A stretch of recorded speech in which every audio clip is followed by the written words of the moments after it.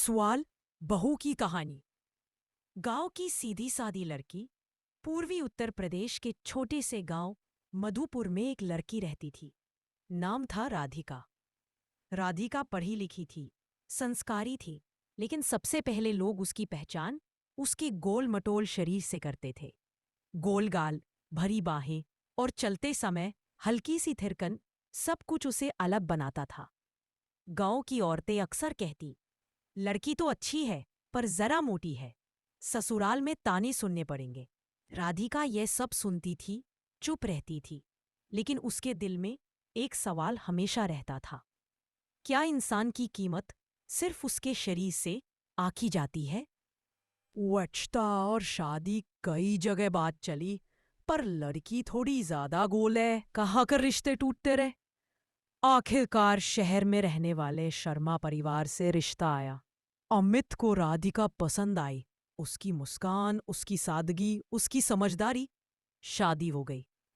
राधिका बहू बनकर एक बड़े सजे धजे घर में आई, लेकिन असली परीक्षा अब शुरू होने वाली थी।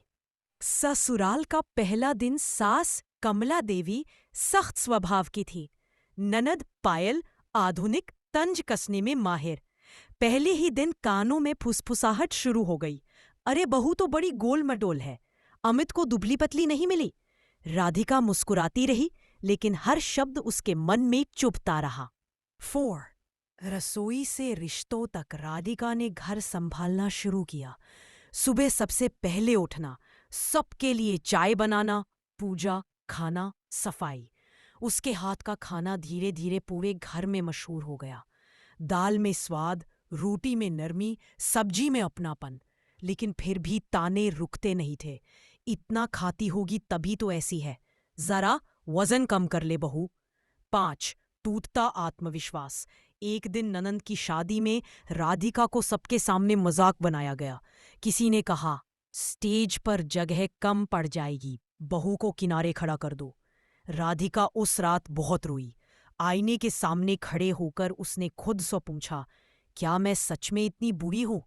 अमित ने पहली बार उसे रोते देखा।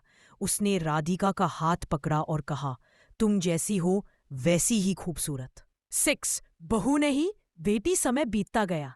एक दिन कमला देवी बीमार पड़ी। सब पीछे हट गए, लेकिन राधिका दिन रात उनकी सेवा में लगी रही।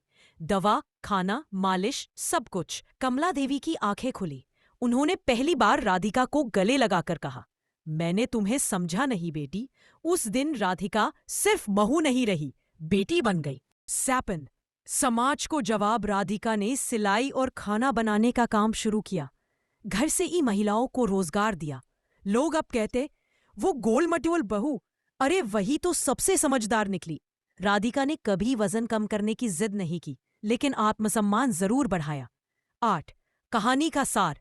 राधिका ने साबित कर दिया कि सुंदरता शरीर में नहीं, सोच में होती है। रिश्ते तानों से नहीं, त्याग से बनते हैं। और बहू अगर समझदार हो तो पूरा घर स्वर्ग बन सकता है। हमारी वीडियो अच्छी लगी हो तो वीडियो को लाइक करें, अपने दोस्तों और परिवार के साथ शेयर करें, और ऐसी ही कहानियों के लिए हमारे चैनल को सब्सक्राइब करना न भूलें। आपका प्यार और समर्थन ही हमारी सबसे बड़ी ताकत है।